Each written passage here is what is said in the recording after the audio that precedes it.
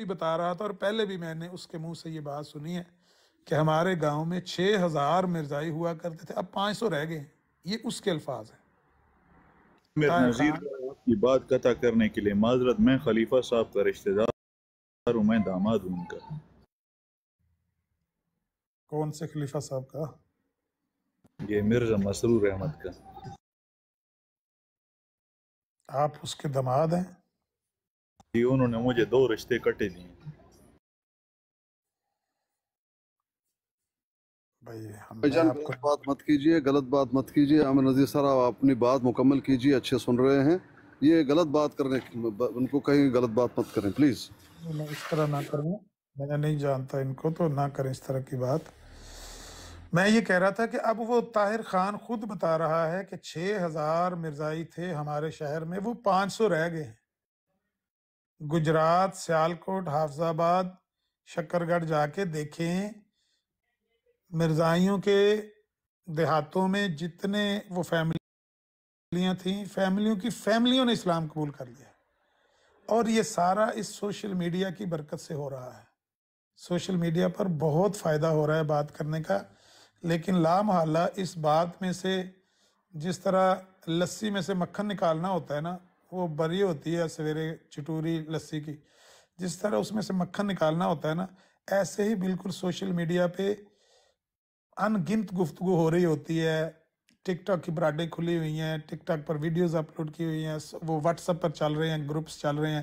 چیمہ صاحب کا گروپ ہے، وہ مجھے پتہ نہیں 1000 سے بھی اوپر میسج آئے ہوئے، میں نے ابھی کھول کے نہیں دیکھا.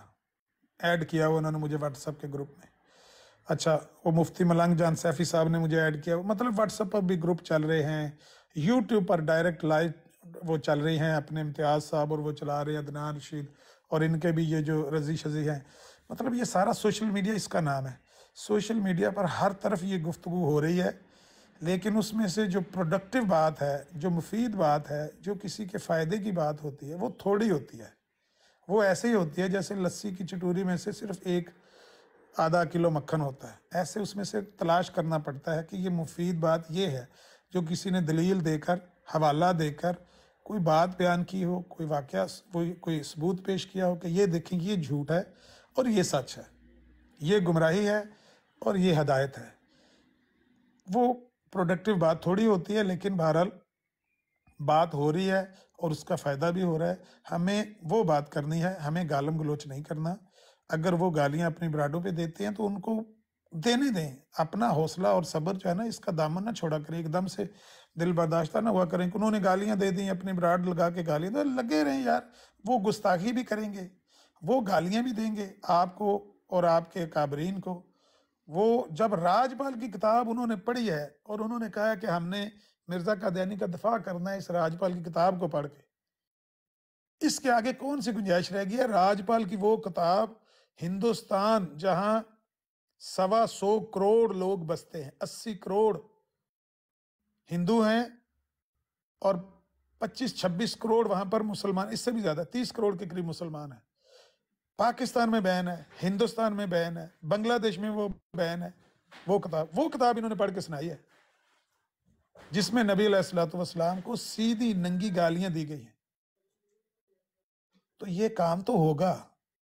وہ نہیں ایک شیعہ ذاکر تقریر کرتے تھے، وہ فوت ہو گئے پچھلے سال، وہ کہتے تھے یہ تو ہوگا. وہ کیا نام تھا ان کا؟ پیرا سکانی بھائی، وہ لمبے لمبے بالوں والے، یاد نہیں لیکن ہاں میں جانتا ہوں. وہ ممبر پہ جھوم جھوم کے کہتے تھے یہ ہاں نام یاد نہیں لیکن جانتا ضرور ہوں. ہاں ہاں. تو یہ تو ہوگا بھائی جان، گستاخی بھی ہوگی، طالب جوہری، گالیاں بھی. ہاں علامہ طالب جوہری سی. نہیں نہیں نہیں نہیں، سید طالب جو تو بہت پرانے فوت ہو گئے. نہیں، یہ پچھلے سال فوت ہوا بندہ یار، پتلا سا، دبلا پتلا سا بتا. تو پتلا یہ تو سا ہوگا. لمبے بالوں والا. ہاں لمبے بال. لڈن لڈن کی بات ہے، یہ کوئی بیان نہیں کرتا. لڈن صاحب ٹھیک، بالکل. ہاں لڈن جعفری، اس طرح ہی کوئی نام تھا، لڈن جعفری، بالکل ٹھیک ہے. تو وہ جس طرح کہہ رہے تھے نا کہ یہ تو ہوگا، آپ نے صبر کرنا ہے. یہ تو ہوگا، گستاخی بھی ہوگی، گالیاں بھی ہوں گی، بدتمیزی بھی ہوگی، اشتعال بھی دلایا جائے گا. میں रमज़ान का पूरा महीना यूं समझे टिक टाक तकरीबन बंद थी। एक दो दफ़ा मैं एंटर हुआ हूँ थोड़ा सा, लेकिन फिर मैंने कानों को हाथ लगाया, या अल्लाह खामखा से गुनाह किया। तो ये 2 ही दिन हुए हैं या अब टिक टाक ओपन किए हुए, क्योंकि अल्लाह ने तौफीक जितनी दी थी वो चले वो दौरा पूरा हो गया, कुरान भी पढ़ लिया जितना अल्लाह तौफीक दिया है। तो रोज़े भी इंशाल्लाह बस हो गया। अगर आज नज़र ना आया चांद तो कल तो 30वें से ऊपर तो जाना ही नहीं है।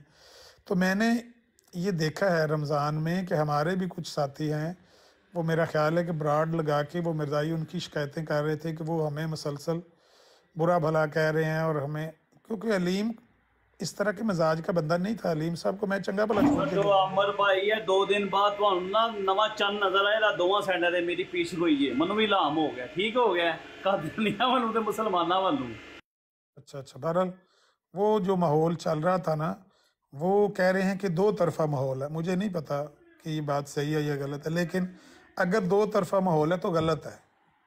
2 तरफा माहौल नहीं होना चाहिए, एक तरफा माहौल होना चाहिए।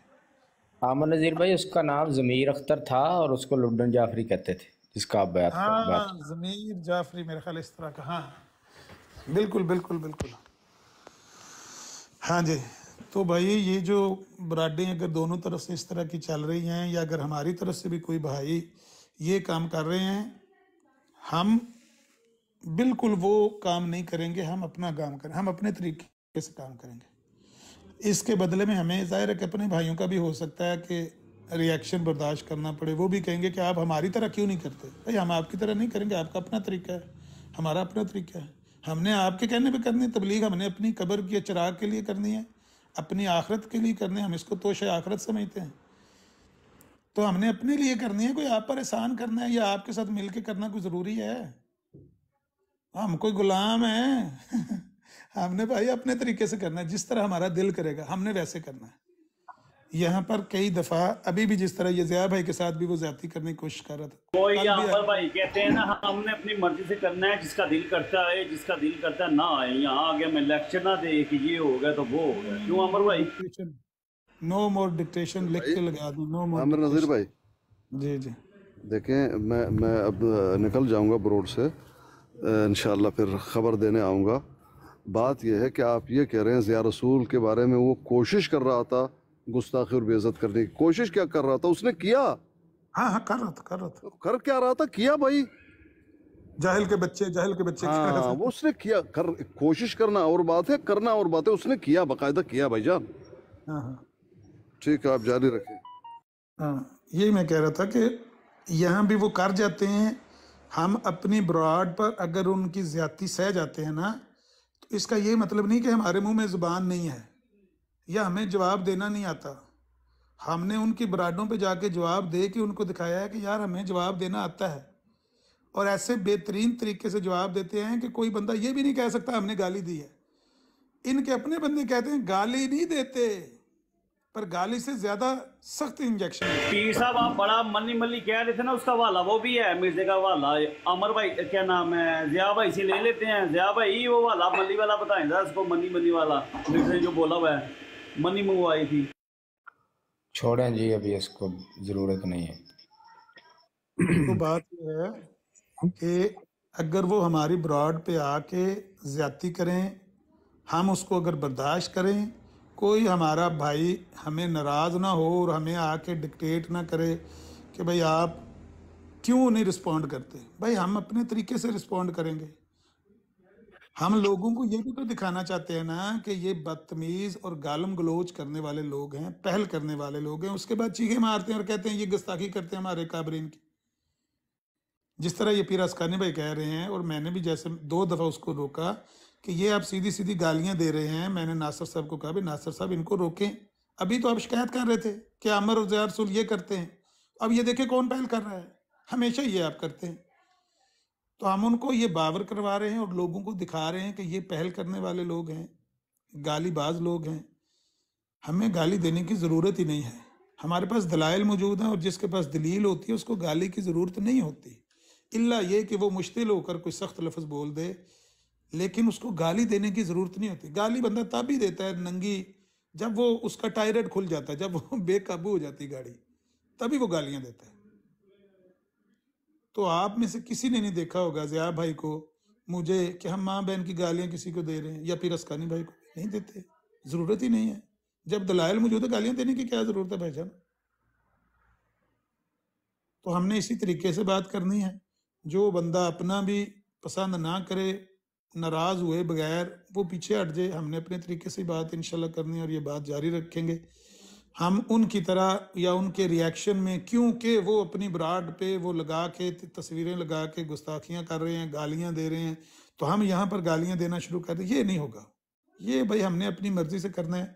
آپ مہربانی کریں کہ آپ ہمیں ڈکٹیٹ نہ کرنا. اگر ڈکٹیٹ کرنا ہے ہم آپ کو میوٹ کر دیں گے, پیچھے کر دیں گے, ناراض ہوئے بغیر, گالی دیے بغیر. کیونکہ اپنے مسلمان کو کیوں گے, اگر مرزائی کو نہیں ہم گالی دیتے, اپنے مسلمان بھائی کو ہم گالی کیوں دیں گے؟ ہم نے اپنے مسلمان بھائیوں سے بھی گالیاں کھائی ہیں, جواب میں ہم دیتے نہیں گالی, اس کو پیچھے کر دیتے ہیں. بہت سارے بندے ہیں جن کو بلاک کیا ہوا ہے ہم نے اپنی لسٹ میں, اپنے مسلمان بھائیوں کو بھی. وجہ یہی ہے کہ وہ چاہتے ہیں کہ اس طرح بات کریں جس طرح ہم آپ کو کہتے جی عامر نذیر بھائی السلام علیکم. جی ہیں. یہ آپ نے بڑی خوبصورت یہ بات کی ہے کہ میں وہ جو آپ نے بات کی کہ رشتے ہوتے ہیں, 100 مجبوریاں ہوتی ہیں, 100 وسوسے ہوتے ہیں, مذہب اپنا بدل لینا جس کا آخرت کے اوپر ایمان کے ساتھ اس کا سب کچھ جڑا ہوتا ہے, بڑا ہی مشکل ہوتا ہے. تو میں یہ عرض کیا کرتا ہوں کہ بندہ کوئی سیاسی پارٹی بدلنے کی کوشش کرے تو 100 دوست اس کو ملامت کرتے ہیں. یہ دنیا داری بات ہوتی ہے. ملا بدلنا پڑے تو وقت پڑ جاتا ہے جناب کو, مکان چینج کرنا پڑے.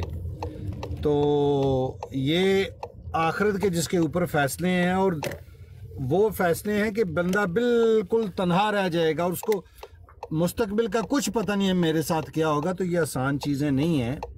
دوسری آپ جو بات کر رہے ہیں نا ابھی علیم احمد صاحب والی بات آپ نے کی ہے, تو اس میں عرض یہ ہے کہ جناب ان کے لچھن آپ کی غیر موجودگی میں پتہ نہیں آپ دیکھتے رہیں گے یا نہیں. یہ ہے کہ وہ بٹھا کے گالیوں کا ایک بازار گرم کرتے ہیں, اور ان کو ظاہر ہے بندے کو کچھ ٹائم بعد پتہ چل جاتا ہے, جس طرح حسینی صاحب کو معلوم ہے چیزیں, تو وہ بندہ اٹھاتے ہیں. دوسری طرف سے ہمارے جذباتی بھائی ہیں جو یہ چیز نہیں سمجھتے. میں اپنے بھائیوں سے یہ کہتا ہوں کہ اگر آپ اپنے جذبات کو کنٹرول کریں تو یہ جو گالی باز جماعت احمدیہ کے لوگ ہیں ان کو منہ چھپانے کی جگہ نہ ملے. یہ جو مائک لگا کے اور دن رات گالیاں دیتے ہیں ننگی, اور گستاخی کی پاداش میں اس نحوست کی وجہ سے میر سلیم اور یہ جو عمران کالو کے اوپر, ان دوسروں کے اوپر, آج کل ناصر بٹ کے اوپر بھی نحوستیں پڑی ہوئی ہیں ان لوگوں کے اوپر. اور یہ بھی تازہ آپ نے بھی سنا تھا طلعت ظہور ملک کہ وہ پیر صاحب ٹھیک کہہ رہے ہیں کہ وہ ابھار نہیں رہا تھا, اس نے کیا یہ. تو اگر اپنے بھائی قابو میں رکھیں تو ایسی صورتحال پیدا ہو کہ مرزائیوں کو منہ چھپانے کی ان بدتمیزوں گستاخوں کو جگہ نہ ملے.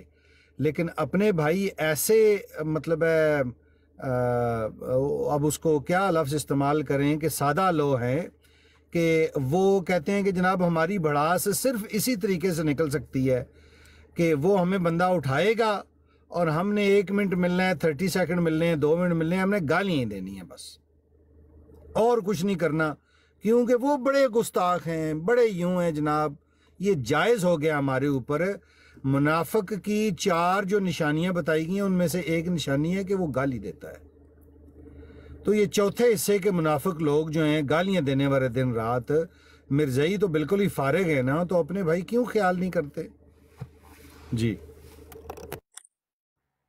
بس ایک بات میں کرنا چاہ رہا تھا, وہ رہ گئی تھی, اس کے بعد ملک قیصر صاحب آئے ہیں, آپ بات کریں. میں یہ کہنا چاہ رہا تھا کہ جب میں بزی تھا, وہ لائسنس کا وہ امتحان بیٹا دے رہا تھا, میں ادھر بزی تھا, تو میں نے دیکھا کہ آپ میں سے شاید آپ نے یا کسی نے نا یہ بھی کہا کہ ہم انہی لوگوں کے ساتھ بات کیوں کرتے ہیں.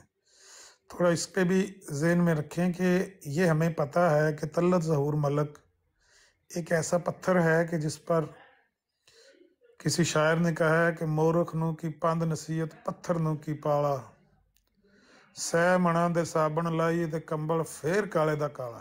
یہ کمبل کالا ہی رہنا ہے, یہ پتھر اس کو پالا نہیں لگتا، بالکل ہمیں پتہ ہے یہ موریں لگی ہوئی ہیں، لیکن اصل میں یہ وہی دلائل ہیں، وہی باتیں ہیں جو ہم ایکسچینج کرتے ہیں۔ یہ سمجھ لیں کہ وہی بات جو آپ نے پچھلے ہفتے کی ہے یا رمضان سے پہلے کی ہے، وہی بات آج آپ نے پھر دہرا دی ضیاء بھائی نے اور طلعت ظہور ملک نے۔ وہ باتیں کیوں دہرا رہے ہیں؟ تاکہ سننے والے لوگ ان دلائل کو بار بار سنیں۔ ہم کیا کہہ رہے ہیں، وہ کیا کہہ رہے ہیں، ہمارا موقف کیا ہے، ان کا موقف کیا ہے۔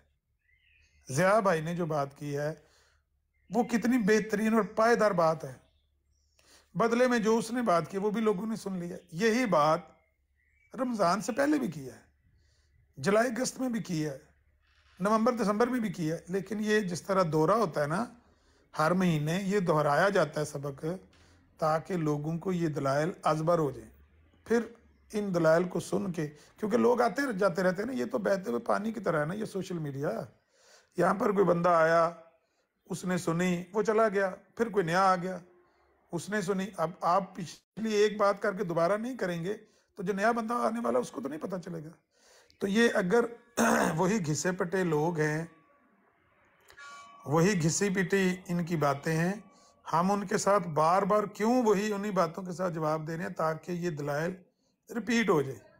جن لوگوں سے دوبارہ بات نہ کرنے کا ہم عہد کرتے ہیں اور سوچتے ہیں کہ نہیں ان کے ساتھ اب بات نہیں کرنی، وہ ہیں جنہوں نے ریڈ لائن عبور کی ہوئی ہیں، یعنی نبی علیہ الصلوۃ والسلام کے شان میں صراحت کے ساتھ توہین کی ہے، گستاخیاں کی ہیں۔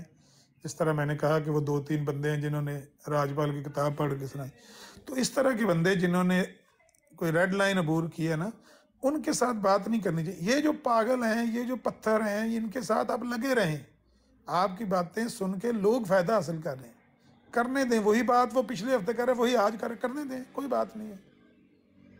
اس کا فائدہ ہوتا ہے، لوگ سنتے ہیں، یہ باتیں پھیلتی ہیں، دہرائی جاتی ہیں اور لوگ بار بار ان کو سنتے ہیں، نئے آنے والے بھی سنتے ہیں۔ تو یہ نہ پریشان ہوا کریں کہ آپ انہی لوگوں سے کیوں لگے رہتے ہیں، بندے وہی ہیں، بندے آسمان سے تو نہیں آنے، سننے والے بندے نئے ہوتے ہیں، چپ چپیتے نیچے بندے سن رہے ہوتے ہیں اور وہ پرسنل میں میسج کرتے ہیں۔ وہ میسیجز کسی کی پرائیویسی کا احتراماً ملوز خاطر رکھتا ہم پیش نہیں کر سکتے، لیکن میں روزے کے ساتھ آپ کو حلفاً کہہ رہا ہوں، قسم کھا کے کہہ رہا ہوں کہ لوگ پرائیویٹ میں میسج کرتے ہیں اور جاننا چاہتے ہیں اور سیکھ رہے ہیں اور اسلام قبول کر رہے ہیں۔ ضروری ہے کہ کسی کے پرائیویٹ میسج یہاں پر لگائے جائیں؟ نہیں لگائے جا سکتے۔ عزت ہے، احترام ہے ان لوگوں کا کہ جو اسلام قبول کر رہے ہیں یا وہ متذبذب ہیں اور سوچ رہے ہیں کہ ہم کیسے نکلیں اس سے، تو ان کے میسج کیسے شو کیے جا سکتے ہیں؟ لیکن وہ جو کچھ وہ میسیجز ہیں وہ اسی گفتگو کا ہی نتیجہ ہے، جس کو آپ میں سے کچھ بھائی آگے ہو سکتا ہے یہ کہہ دیں کہ یہ گفتگو یوز لیس ہے، یہ وہی بندے ہیں، وہی باتیں ہیں، وہی دلائل۔ اور نہیں بھائی، یہ تو وہی ہیں لیکن سننے والے تو نئے ہیں نا۔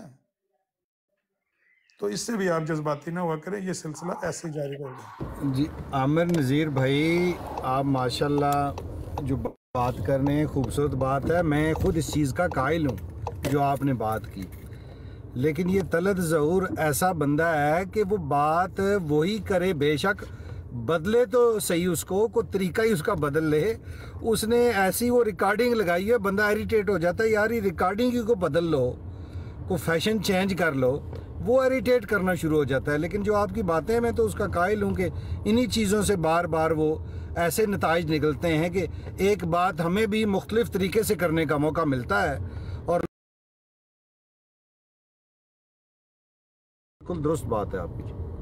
ہم اپنی بات بدل کر کرتے ہیں جب وہ وہی ریپیٹڈلی، جس طرح آپ کہہ رہے ہیں کیسٹ آن کر دیتے ہیں نا، تو لوگ آگے کہتے ہیں پرسنل میں ہمیں کہ ان کو سوائے حیات مسیح کی بات کرنے کو اور کوئی بات کرنی نہیں آتی ہے۔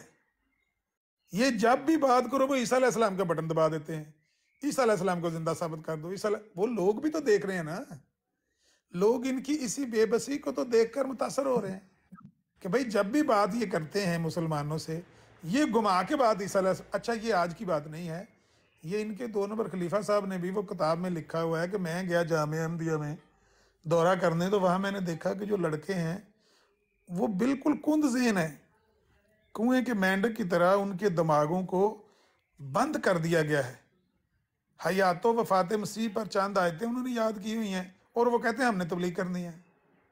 मैंने पूछा क्या करना है, कहते तबलीग करनी है। मैंने कहा कैसे करनी है, कहते बस जैसे भी होगा करेंगे। है क्या, दलाइल क्या है? ना उनको दुनिया का पता, ना कोई कहते हैं कि जी जो जोग्राफिया का पता, ना सियासत का पता, ना बाहर के माहौल का पता, ना लोगों की जहनीत रीड करने का, सोच रीड करने का उनको शऊर है। सिर्फ उनको हयात व वफात मसीह की चंद आयतें रटवाई गई हैं, वो कहते हैं हमने तबलीग करनी है। ये वही लोग हैं। तो इनकी ये केसट जब वो ऑन होती है ना, रिपीट होती है बात इनकी तरफ से, लोग हंसते हैं देख के। लोग कहते हैं इनको और बात कोई नहीं आती, जिधर की मर्जी बात शुरू करो भाई ये कहते हैं भाई हयात ईसा साबित कर दो, हम मिर्जाइयत छोड़ देंगे। लोग भी हंसते हैं, तो लोग इससे फ़ायदा ले रहे हैं। तो इससे भी इरिटेशन तो होती है सबको, लेकिन जो मुबल्लिग है, जो दाई है, वो साबर होता है, वो सेबों का मुरब्बा उसने खाया होता है, उसको भी पता होता है कि ये वही बात कर रहा है जो पिछले हफ्ते कर रहा था। इसने केसट का, इसने वो अल्फाज भी नहीं चेंज किए, बात भी वही है, अल्फाज भी वही है, फिक्रे भी वही हैं, हमें भी पता लगा। जोसफ साहब ने कहा पाई सी मन पता ही जे उत्ते आ गए ते मालक साहब ने दस जने वही काम होया। जोसफ साहब उत्ते आए ने कार लईए ते जनाब मालक साहब वो पे चलो कोई गल नहीं, वे भी किस्से वकले भी नाल चल जाता है कि ऊपर नीचे भी हो जाता है, लेकिन गारंटी तो नहीं ना दी जा सकती कि कुछ नहीं होने लगा। कोशिश करो कि ना कुछ एहो जा। आमिर भाई, अगर मलिक कैसर साहब लंबी बात ना करें तो इनको भी मौका दे देते हैं। इनकी बात लंबी हो जाती है हमेशा ही। मेरी बहुत बात है, बहुत मुख्तसर। करें किसी ने मेरे मुर्शिद पाक ताहिर हमजा साहब को देखा हो, मैं गली गली ढूंढ रहा हूँ उनको, बस इतनी सी बात। अच्छा, ये दोबारा बात करें। ये नीचे गालियां दे रहा, आपने भाई जवाब नहीं देना, नहीं तो फिर ना दोनों को म्यूट कर, इसको देने दे गालियां सैफी को। अच्छा, मतलब कैसा सब दोबारा बात करें। मैं कह रहा हूँ किसी बंदे ने मेरे मुर्शिद ताहिर हमजा साहब को देखा हो कहीं पे। हाँ, आज तीसरा चौथा दिन हो गया, किधर गए हैं? मैं जगह जगह ढूंढ रहा हूँ, मैंने नहीं मिल रहे किधरे। अल्लाह खैर करे, मतलब पता होना चाहिए कि अल्लाह खैर करे। तुसी अमेरिका हो, तू कैनेडा नहीं हो, तू बार्डर क्रॉस करके चल जाओ। नहीं, मैनू वो नंबर देना चाह रहे सन, बस वो नंबर एक्सचेंज नहीं होया। लेकिन वो पहले ही वो कह रहे सन कि मैनू जिहड़ा ना मेरे भरावां दे जरिए बड़ी थ्रेट दी जा रही है और ये वो ना, बस खैरियत पता करनी है, मैं और कुछ भी नहीं। सबक पढ़ना है और खैरियत पता करनी है। मेरे दोस्त कैसर भाई नंबर चाहिए तो दसो। नंबर, हाँ अगर नंबर मिल जाए, मैं सिर्फ खैरियत पता करनी है कि मतलब इस तरह कभी होया नहीं, मतलब पता तो लगे। राना जायद को फोन में करवा देना, वो पाकिस्तान गए सी, बस खैरियत पता करनी है कि खैरियत होए। अपना एक लफ्ज तुसा यूज कीता है, वो दही मक्खन वाला कोई छट्टी सी या छुटकी कोई लफ्ज इस्तेमाल किया है अपना, तो मैं याद आ गया थोड़ा संगी अपना गुजर भाई अमर नज़ीर भाई। जायद गुजर कितने होंदा, वो नहीं नजर आ रहा। वो जड़ा ना जायद गुजर, वो जड़े ने ना यूगोस्लाविया दे ते हर्ज़ेगोविना दे, ये उन्होंने तबलीग कर रहे आजकल। बोस्निया हर्ज़ेगोविना, यूगोस्लाविया, जालिम कल्ट किस्म दी इन्हां दा वो सिस्टम है। वो बुजुर्ग शहरी ने ताहिर हमजा साहब ते जज्बाती भी बहुत ने, बस अल्लाह खैर करे, खैर होनी चाहिए। असल गल है कि ये ना हो कि खुदकुशी कर, ये कहना चाहते हो?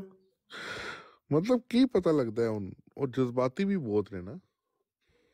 जिस टाइम उस दिन उन्होंने मैनू आखिरी सबक पढ़ाया है, उस टाइम ते बहुत मुखालफत उन्हों दी हद तक चली गई थी। अच्छा, जड़ा आखिरी तुहाडा लेसन होया है, आखिरी लेसन होया सी मेरा वो मनूस पट्टी दी बराड़ ते। वो तुहानू पता है वो ऐसे ही बड़ा खुंदकी जा बंदा है। हाँ। और वो बड़ा कोई लंबा चला गया सी ना, उस और बड़ी चीज़ें ऐड हो गई सन। अच्छा मलक साहब, जे मुर्शिद ਤੁਹਾਡਾ ਮਰਮਰਾ ਗਿਆ ਕਿਧਰੇ ਤੇ ਤੁਸੀਂ ਬਾਅਦ ਚ ਕਿੱਡੇ ਭੈੜੇ ਲੱਗਣਗੇ ਬੇਮੁਰਸ਼ਿਦੇ। मैं फिर बहुत पैड़ा लगागा, यकीन करो। ना तो बादल बैत दा बंदोबस्त रखो। फिर ਉਹਨੂੰ ਵੀ ਮਾਰ ਦੇਣਗੇ। ਵੇਖ ਲਓ, ਕੱਲ ਇਹਨਾਂ ਨੇ ਤੁਹਾਡੀ ਬੈਤ ਕੀਤੀ ਸੀ, ਅੱਜ ਫਿਰ ਬੈਤ ਤੋੜ ਲਈ ਇਹਨਾਂ ਨੇ। ਨਹੀਂ ਫਿਰ ਹੁਸੈਨੀ ਅੰਕਲ ਦੀ ਕਰ ਲੈਂਦੇ ਨਾ ਬੈਠ, ਕੀ ਹੋ ਗਿਆ ਜੀ? ਮੇਰਾ ਤੁਹਾਨੂੰ ਕੱਲ ਹੀ ਦੱਸਿਆ ਸੀ, ਇੱਕ ਅੱਧਾ ਦਿਨ ਹੀ ਕੱਢਣਾ ਇਹਨਾਂ ਦੀ ਬੈਚ 'ਚ। ਪਰਸੋਂ ਮੇਰੀ ਕੀਤੀ, ਕੱਲ ਮੇਰੀ ਤੋੜ ਕੇ ਤੁਹਾਡੀ ਕਰ ਲਈ, ਅੱਜ ਤੁਹਾਡੀ ਤੋੜ ਕੇ ਉਧਰ ਹੋ ਗਿਆ। ਨਹੀਂ, ਮੈਂ ਸਿਰਫ ਤਾਹਿਰ ਅਮਜਦ ਸਾਹਿਬ ਨੂੰ ਢੂੰਡ ਰਿਹਾ ਵਾਂ। ਮੁਖਾਲਫ ਬੈਤ ਵੀ ਤੇ ਹੋਣੀ ਚਾਹੀਦੀ ਹੈ ਨਾ। ਤੁਸੀਂ ਦੇਖਿਆ ਉਹਨੂੰ ਕਿਧਰੇ ਤਾਹਿਰ ਅਮਜਦ ਸਾਹਿਬ ਨੂੰ? ਕਰ ਲੋ ਬੈਤ ਯਾਰ, ਨਹੀਂ ਕਿਸੇ ਦਾ ਫੋਨ ਜਦੋਂ ਤੁਸੀਂ ਵੇਖਿਆ ਮੈਂ ਵੀ ਉਦੋਂ ਦਾ ਹੀ ਵੇਖਿਆ, ਕੋਈ ਨਜ਼ਰ ਨਹੀਂ ਯਾਦ ਆਇਆ। ਅਸੀਂ ਤੇ ਤੁਸੀਂ ਇਕੱਠੇ ਹੀ ਸੀ ਤੇ ਉਹ ਸਬਕ ਹੋਇਆ ਸੀ ਉਹ ਮੀਆਂ ਸਾਹਿਬ ਦੀ ਬਰਾਤ ਤੇ। ਆਹੋ, ਤੇ ਉਹ ਵਸੀਮ ਕਾਦੀਆਨੀ ਸੀ ਤੇ ਉਹਨੇ ਕਿਹਾ ਸੀ ਤੁਸੀਂ ਜਮਾਤ ਅਹਿਮਦੀਆ ਦੀ ਨੁਮਾਇੰਦਗੀ ਦਾ ਹੱਕ ਨਹੀਂ ਰੱਖਦੇ। ਫਿਰ ਉਸ ਤੋਂ ਬਾਅਦ ਅਗਲਾ ਦਿਨ ਸਾਡਾ ਗੁਜ਼ਰਿਆ ਸੀ ਮੀਆਂ 49 ਦੀ ਬਰਾਤ ਤੇ। ਅੱਛਾ। ਉਹ ਬਹੁਤ ਖਤਰਨਾਕ ਹੋ ਗਿਆ ਸੀ। ਮੀਆਂ ਸਾਹਿਬ ਨੇ ਕਿਹਾ, ਉਹ ਤਾਹਿਰ ਅਮਜਦ ਸਾਹਿਬ, ਤੁਹਾਡੇ ਕਹਿਣ ਦਾ ਮਤਲਬ ਇਹ ਕਿ ਸਾਡੇ ਮਿਰਜ਼ਾ ਸਾਹਿਬ ਜਿਹੜੇ ਨੇ ਉਹ ਕੋਈ ਸੂਫੀ ਬਜ਼ੁਰਗ ਨੇ? ਤੁਸੀਂ ਉਹਨਾਂ ਨੂੰ ਪੱਲੇ ਛੱਡਿਆ ਕੀ ਹੈ? ਤੁਸੀਂ ਮੌਲਵੀ ਬਣਾਏ ਆਉਂਦੇ ਹੋ, ਅਸੀਂ ਉਹਨਾਂ ਨੂੰ ਨਬੀ ਬਣਾਉਂਦੇ ਹਾਂ। ਹਾਂਜੀ। ਤੇ ਉਸ ਤੋਂ ਅਗਲਾ ਸਬਕ ਜਿਹੜਾ ਹੋਇਆ ਸੀ, ਫਿਰ ਉਹ ਲੜਾਈ ਹੋ ਗਈ। ਉਹ ਕਹਿੰਦੇ ਸਨ, ਦੋ ਪਾਰਟੀਆਂ ਲੜ ਪਈਆਂ, ਇੱਕ ਉਹ ਜੰਮਾ ਪਾਰਟੀ ਤੇ ਇੱਕ ਦੂਜੀ ਪਾਰਟੀ। ਉਹ ਕਹਿੰਦੇ ਨੇ ਇਸਦਾ ਮਤਲਬ ਬਗੈਰ ਅਹਿਮਦੀ ਠੀਕ ਆਖਦੇ ਨੇ। ਕੱਲ ਉਹ ਆਇਆ ਸੀ, ਕੱਲ ਪਤਾ ਨਹੀਂ ਕਿਹਦੀ ਬਰਾੜ ਤੇ ਮੈਂ ਗਿਆ ਸੀ, ਕੋਈ ਨਵੀਂ ਬਰਾੜ ਸੀ ਤੇ ਉਹ ਬੈਠਾ ਹੋਇਆ ਸੀ ਅਬੂ ਤਾਲੇ। ਉਹ ਮੈਂ ਗੱਲ ਹੀ ਕਿਉਂ ਕਰ ਲਿਆ ਸੀ, ਮੈਂ ਜਦੋਂ ਹੀ ਗਿਆ ਵਾਂ ਤੇ ਉਹ ਮੈਂ ਰਿਕੁਐਸਟ ਪਾਤੀ, ਉਹਨੇ ਮੈਨੂੰ ਚੁੱਕ ਲਿਆ। ਜਿਉਂ ਹੀ ਮੇਰੀ ਆਈਡੀ ਨਜ਼ਰ ਆਈ, ਉਹ ਫੌਰਨ ਲੀਵ ਕਰ ਗਿਆ, ਨਿਕਲ ਗਿਆ ਉੱਥੋਂ। ਕੌਣ ਸੀ? ਇਹਨਾਂ ਦਾ ਮਰਜ਼ਈ ਹੈਗਾ ਅਬੂ ਤਾਲੇ। ਹਾਂ। ਉਹ ਮੈਂ ਗਿਆ ਇੱਕ ਬਰਾੜ ਤੇ, ਨਵੀਂ ਕਿਸੇ ਮੁੰਡੇ ਇਹਨਾਂ ਦੇ ਨੇ ਖੋਲੀ ਬਰਾੜ ਤੇ, ਉੱਥੇ ਮੈਂ ਗਿਆ ਤੇ ਮੈਂ ਉਹਨੂੰ ਇੱਕ ਦਿਨ ਵੀ ਗਿਆ ਤੇ ਮੈਂ ਕਿਹਾ ਯਾਰ ਕੋਈ ਹੈ ਬੰਦਾ ਗੱਲ ਕਰਨ ਵਾਲਾ, ਟੌਪਿਕ ਉਹਨੇ ਲਾਇਆ ਸੀ। ਉਹ ਉਸ ਦਿਨ ਵੀ 3-4 ਬੰਦੇ ਬੈਠੇ ਸੀ ਤੇ ਉਹਨਾਂ ਕੋਲ ਪੁੱਛਿਆ ਕਿੰਨੇ ਗੱਲ ਕਰਨੀ, ਉਹ ਸਾਰੇ ਕਹਿਣ ਅਸੀਂ ਨਹੀਂ ਕਰਨੀ। ਅਗਲੇ ਦਿਨ ਫਿਰ ਮੈਂ ਗਿਆ, ਫਿਰ 4-5 ਬੈਠੇ ਹੁਣ, ਫਿਰ ਪੁੱਛਿਆ, ਫਿਰ ਹੀ ਉਹਨਾਂ ਨੇ ਜੋ ਕਹਿੰਦਾ ਤੁਸੀਂ ਨਾ ਡਾਕਟਰ ਡੇਰਿੰਗ ਸਾਹਿਬ ਤੁਸੀਂ ਰੁਕੋ, ਮੈਂ ਬੰਦਾ ਬੁਲਾਣਾ, ਉਹ ਤੁਹਾਡੇ ਨਾਲ ਡਿਬੇਟ ਕਰੇਗਾ। ਮੈਂ ਕਿਹਾ ਠੀਕ ਹੈ ਬੁਲਾ ਲਓ। ਮੈਂ ਬਹਿ ਗਿਆ ਉੱਥੇ, ਉਹਨੇ ਕਾਲ ਕੀਤੀ ਕਿਸੇ ਨੂੰ, ਅਬੂ ਤਾਲੇ ਨਾਂ ਦਾ ਕੋਈ ਆ ਗਿਆ ਮਰਜ਼ਈ। ਉਹ ਭਾਈ ਉਹਨੇ ਡਿਬੇਟ ਸ਼ੁਰੂ ਕਰ ਰੱਖੀ। ਉਹਨੇ ਉਹ ਆਇਤ ਪੜ੍ਹ ਦਿੱਤੀ ਜਿਹੜੀ ਵਮਨ ਯੂਤੀ ਅੱਲਾਹ ਵਰ ਰਸੂਲ ਫੌਲਾਇਕ ਮਾ ਅੱਲਜ਼ੀਨਾ ਅਨਅਮ ਅੱਲਾਹੁ ਅਲੈਹਿਮ। ਆਇਤ ਪੜ੍ਹੀ, ਤਰਜਮਾ ਕੀਤਾ। ਮੈਂ ਕਿਹਾ ਮੈਨੂੰ ਇਹ ਦੱਸ ਵੀ ਇਹ ਚਾਰੋਂ ਹੀ ਨਾਮ ਮਿਲਦੇ ਆ, ਤੇ ਨਬੀ ਦਾ, ਸਦੀਕ ਦਾ, ਸ਼ਹੀਦ ਦਾ, ਸਾਲੇ ਦਾ? ਤੇ ਕਹਿੰਦਾ ਹਾਂ ਸਾਰੇ ਮਿਲਦੇ ਆ। ਮੈਂ ਕਿਹਾ ਇਹਦਾ ਮਤਲਬ ਹੈ ਜਿਹੜਾ ਵੀ ਇਤਾਅਤ ਕਰੇ ਉਹ ਸਾਰੇ ਨਬੀ ਬਣ ਜਾਂਦੇ? ਕਹਿੰਦਾ ਨਹੀਂ ਸਾਰੇ ਨਹੀਂ ਮਿਲਦੇ, ਇਤਾਅਤ ਦੇ ਹਿਸਾਬ ਨਾਲ, ਕਿੰਨੇ ਥੋੜ੍ਹੀ ਕੀਤੀ ਕਿੰਨੇ ਬਹੁਤੀ ਕੀਤੀ, ਜਿਹੜਾ ਜ਼ਿਆਦਾ ਕਰੇਗਾ ਉਹ ਨਬੀ ਬਣ ਜਾਏਗਾ। ਤੇ ਮੈਂ ਕਿਹਾ ਇਹ ਜਿਹੜਾ ਥੋੜ੍ਹੀ ਕਰੇਗਾ ਇਤਾਅਤ ਉਹ ਕੀ ਬਣੇਗਾ? ਕਹਿੰਦਾ ਕੋਈ ਸਦੀਕ ਕੋਈ ਸ਼ਹੀਦ। ਤੇ ਮੈਂ ਕਿਹਾ ਜਿਹੜੇ ਬਹੁਤੀ ਕਰੇ ਉਹ ਫਿਰ ਨਬੀ। ਮੈਂ ਕਿਹਾ ਉਹਨੂੰ ਤਾਂ ਫਿਰ ਸਾਰੇ ਮਿਲਣੇ ਚਾਹੀਦੇ। ਕਹਿੰਦਾ ਹਾਂ ਸਾਰੇ ਮਿਲਣਗੇ। ਮੈਂ ਕਿਹਾ ਵੇਖ ਲਾ। ਕਹਿੰਦਾ ਹਾਂ ਮੈਂ ਕਿਹੜੇ ਉਹ ਸਦੀਕ ਵੀ ਹੋਏਗਾ, ਸ਼ਹੀਦ ਵੀ ਹੋਏਗਾ, ਸਾਲੇ ਵੀ ਹੋਏਗਾ। ਮੈਂ ਕਿਹਾ ਵਾਕਈ ਪੱਕੀ ਗੱਲ ਆ? ਕਹਿੰਦਾ ਹਾਂ। ਮੈਂ ਕਿਹਾ ਲੈ ਇੱਧਰੋਂ ਮੈਂ ਕਿਹਾ ਉਹ ਨਬੀ ਬਣਾਤਾ ਤੁਸੀਂ, ਉੱਧਰੋਂ ਨਾਲ ਹੀ ਉਹਨੇ ਸ਼ਹੀਦ ਹੋ ਜਾਣਾ, ਤੇ ਤੁਹਾਡੀ ਦਲੀਲ ਤੇ ਗਈ ਅਜਰਾ ਨਬੂਵਤ ਕਿੱਧਰ ਗਈ? ਨਬੀ ਤੁਸੀਂ ਬਣਾਇਆ, ਨਾਲ ਹੀ ਉਹਨੇ ਸ਼ਹੀਦ ਹੋ ਜਾਣਾ, ਤੇ ਮੈਂ ਕਿਹਾ ਅਜਰਾ ਨਬੂਵਤ ਕਿੱਧਰ ਗਈ ਤੁਹਾਡੀ? ਉਹ ਭਾਈ ਉਹਨੂੰ ਹੁਣ ਜਵਾਬ ਨਾ ਆਵੇ। ਉਹ ਕਹਿੰਦਾ ਮੇਰਾ ਟਾਈਮ ਹੋ ਗਿਆ। ਮੈਂ ਕਹਿੰਦਾ ਜਾ ਰਿਹਾ ਹੁਣ, ਬਸ ਫਿਰ ਬਾਅਦ ਚ ਗੱਲ ਕਰਾਂਗੇ। 5 ਮਿੰਟ ਨਹੀਂ ਲੱਗੇ, ਪੰਚਰ ਉਖੜ ਜਾਣਾ ਸੀ 2 ਮਿੰਟ ਬਾਅਦ ਪੰਚਰ।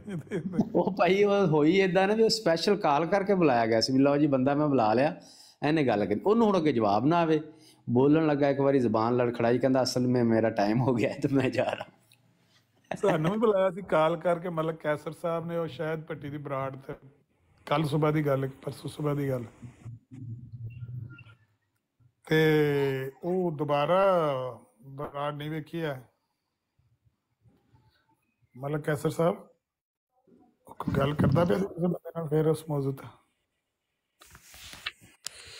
ਹੁਣ ਇਹਨਾਂ ਨੇ ਬਦਨਸੀਬਾਂ ਨੇ ਅੰਬਰ ਭਾਈ ਹੈ ਕਿਹਦੀ ਆਈਡੀ ਜੀ ਆਪਣਾ ਮਰਾਨ ਸਾਹਿਬ ਦੇ ਥੱਲੇ? ਉਹ ਜਿਹੜੇ ਨਏ ਆਏ ਸਨ ਨਾ ਸ਼ਾਇਦ ਭੱਟੀ ਸਾਹਿਬ, ਤੇ ਉਹਨਾਂ ਨੂੰ ਤੁਹਾਡੇ ਜਾਣ ਤੋਂ ਬਾਅਦ ਨਾ ਅਗਲੇ 2 ਦਿਨ ਬੜੇ ਲੈਕਚਰ ਮਿਲੇ ਨੇ ਕਿ ਇਹ ਗਾਲੀਬਾਜ਼ ਨੇ ਸਾਰੇ, ਤੇ ਹੁਣ ਉਹ ਕਿਸੇ ਨੂੰ ਕਾਲ ਤੇ ਨਹੀਂ ਲੈਂਦਾ। ਮੈਂ ਨਾ 2 ਮਿੰਟ ਪਹਿਲੇ ਨਾ ਨਾਦਰ ਦੀ ਬਰੋਡ ਤੇ ਗਿਆ ਵਾ। ਮੈਂ ਉਹਨੂੰ ਜਾ ਕੇ ਸਿਰਫ ਨਾ ਇੱਕ ਛੋਟਾ ਜਿਹਾ ਸਵਾਲ ਕੀਤਾ। ਮੈਂ ਕਿਹਾ ਯਾਰ ਸਾਰੇ ਫਿਰਕੇ ਅਸੀਂ ਸ਼ਿਰਕ ਕਰਨੇ ਪਏ ਆ, ਤੁਸੀਂ ਆਂਦੇ ਵਾਬੀ ਵੀ ਕਰਦੇ ਨੇ, ਦਿਓਬੰਦੀ ਵੀ, ਸੁੰਨੀ ਵੀ, ਸਾਰੇ ਸ਼ੀਏ ਵੀ। ਮੈਂ ਕਿਹਾ ਯਾਰ ਤੁਹਾਡੇ ਖਲੀਫਾ ਸਾਹਿਬ ਦੇ ਅੱਗੇ ਨਾ ਸਜਦਾ ਹੀ ਸ਼ੁਕਰ ਕਰਦੇ ਨੇ ਯਾਰ, ਅੱਜ ਉਹਦਾ ਮਤਲਬ ਤੇ ਸਮਝਾ ਦਿਓ। ਉਹ ਜਨਾਬ ਉਹਨਾਂ ਨੇ ਉਹ ਗਾਲ ਮੈਨੂੰ ਕੱਢੀ, ਉਹਨੇ ਕਿਹਾ ਜੇ ਤੂੰ ਨਸ਼ੇ ਤੋਂ ਆਪਣੇ ਪਿਓ ਦਾ ਨਹੀਂ। ਮੈਂ ਕਿਹਾ ਜਿਹੜਾ ਮੈਨੂੰ ਬਰੋਡ ਤੋਂ ਥੱਲੇ ਲਾਏ ਉਹ ਮੇਰਾ ਏ। ਉਹ ਫਿਰ ਉਹਨਾਂ 2 ਮਿੰਟ ਬਾਅਦ ਮੈਨੂੰ ਥੱਲੇ ਲਾ ਛੜਿਆ।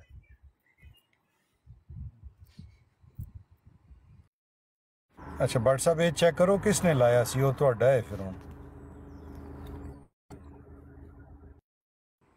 ਉਹ ਗੁਜਰਾਤ ਤੇ ਉਹਨੇ ਲਾਇਆ ਥੱਲੇ।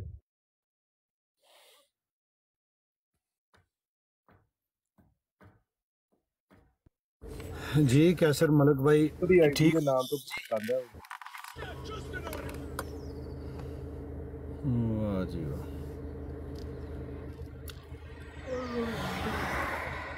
ਪੀਰ ਸਾਹਿਬ ਨਹੀਂ ਆਏ ਜੀ, ਕੋਈ ਈਦ ਵਾਲੀ ਖਬਰ ਦੇਣ ਆਮਰ ਨਜ਼ੀਰ ਭਾਈ ਤੇ ਜੁੜੇ ਨੇ ਇਸ ਟਾਈਮ। ਰੂਇਤੇ ਲਾਲ ਕਮੇਟੀ ਬੈਠੀ ਹੋਣੀ ਜੱਦਾ।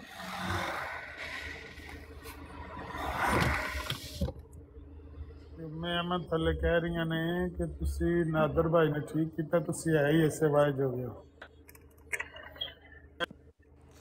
ਦੇਖੋ ਨਾ ਅੰਦਰ ਨਿਆਜ਼ ਭਾਈ ਅੰਦਰ ਸਜਦਾ ਹੀ ਸ਼ੁਕਰ ਕੀ ਚੀਜ਼ ਹੈ। ਮਤਲਬ ਸਾਡਾ ਇਹ ਫਰਜ਼ ਬਣਦਾ ਹੈ ਨਾ ਪੁੱਛਣਾ ਇਹਨਾਂ ਨੂੰ। ਸਜਦਾ ਸ਼ੁਕਰ ਦਾ ਵੀ ਇਹ ਜਵਾਬ ਨਹੀਂ ਦੇ ਸਕਣੇ। ਸਜਦਾ ਸ਼ੁਕਰ ਤਾਂ ਸਾਰੇ ਇਕੱਠੇ ਕਰਦੇ ਨੇ ਤਾਂ ਕੋਈ ਬਲਾ ਟਲੀ ਹੋਵੇ ਤੇ ਉਹਨਾਂ ਨੂੰ ਕੀ ਪਤਾ ਹੈ ਜੈਦਾਂ ਨੂੰ ਉਹਨਾਂ ਨੇ ਕਿਹੜੀ ਜੰਗ ਦੇ ਬਲਾ ਕੋ ਟਾਲ ਛੜੀ ਕਿ ਯਾਰ ਸਾਡਾ ਸ਼ੁਕਰ ਕੀਤਾ ਹਮ ਨਹੀਂ। ਵੇਖੋ ਨਾ ਸਰ ਸਾਡਾ ਇਹਨਾਂ ਦੇ ਅਸੀਂ ਚਲੋ ਬਹੁਤ ਇਹਨਾਂ ਦੇ ਹਿਸਾਬ ਨਾਲ ਛੋਟੇ ਮੁਸਲਮਾਨ ਆ, ਉਹ ਕਮ ਅਜ਼ ਕਮ ਸਾਨੂੰ ਸਜਦੇ ਤੋਂ ਨਾ ਡੱਕਣ।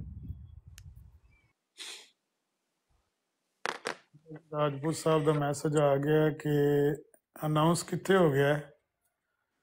ਸਾਊਦੀਆ ਨੇ ਕਰਤਾ ਹੈ। हाँ जी, कतर सऊदी अरब इवन अमेरिका च ਸਾਡੀ ਤੇ ਫਿਰ ਜੁਮਰਾਤ ਨੂੰ ਹੋਏਗੀ। ਉਹ ਤੁਸਾਂ ਵੀ ਕਰ ਲੈਣੀ ਬੁੱਧ ਨੂੰ ਸਾਡੇ ਨਾਲ ਕਿ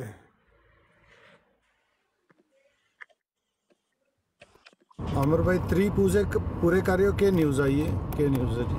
3 पूरे ने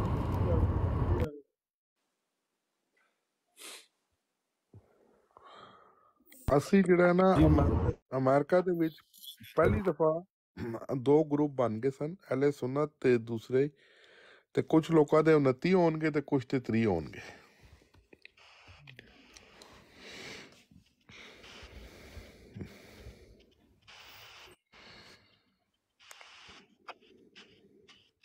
ਰਾਤ ਨੂੰ ਮਲਿਕ ਇਹ ਮੈਂ ਮੇਰੇ ਪਿਆਰੇ ਭਾਈ ਆਮਰ ਸਾਹਿਬ ਜਿਹੜੇ ਨੇ, ਇਹ ਰਾਤ ਨੂੰ ਅਸੀਂ ਨਾ ਇੱਕ ਆਪਸ ਵਿੱਚ ਡਿਬੇਟ ਕੀਤੀ ਹੈ ਤੇ ਇੱਕ ਜਗ੍ਹਾ ਤੇ ਮਲਕ ਆਮਰ ਸਾਹਿਬ ਮੈਨੂੰ ਕਹਿੰਦੇ ਜੀ ਸਾਡੇ ਜਿਹੜੇ ਪੀਰ ਸਾਹਿਬ ਨੇ ਨਾ ਉਹ ਦੀਵਾਰ ਨਾਲ ਖਲੋ ਕੇ ਨਮਾਜ਼ ਪੜ੍ਹਦੇ ਸਨ ਤੇ ਪਿੱਛੋਂ ਕੋਈ ਬੰਦਾ ਆਉਂਦਾ ਸੀ ਸ਼ਰਾਰਤੀ, ਉਹ ਪਿਆਰ ਕਰਕੇ ਚਲਾ ਜਾਂਦਾ ਸੀ। ਇਹਦਾ ਮਤਲਬ ਨਹੀਂ ਮਲਕ ਆਮਰ ਸਾਹਿਬ ਰਾਤੀ ਸਮਝਾ ਸਕੇ ਪੂਰੀ ਬਰੋਡ ਵਿੱਚ। ਕਿਹੜੇ ਮਲਕ ਅਮਰ ਸਾਹਿਬ ਦੀ ਗੱਲ ਕਰ ਰਹੇ ਹੋ? ਉੱਪਰ ਮੰਜੀ ਪੀੜੀ ਵਾਲੇ। ਹੋ ਮੰਜੀ ਪੀੜੀ ਵਾਲੇ ਮਲਕ ਇਮਰਾਨ। ਮਲਕ ਇਮਰਾਨ ਸੌਰੀ ਮਲਕ ਇਮਰਾਨ ਸਾਹਿਬ ਇਹ ਉੱਤੇ ਬੈਠੇ ਜੀ।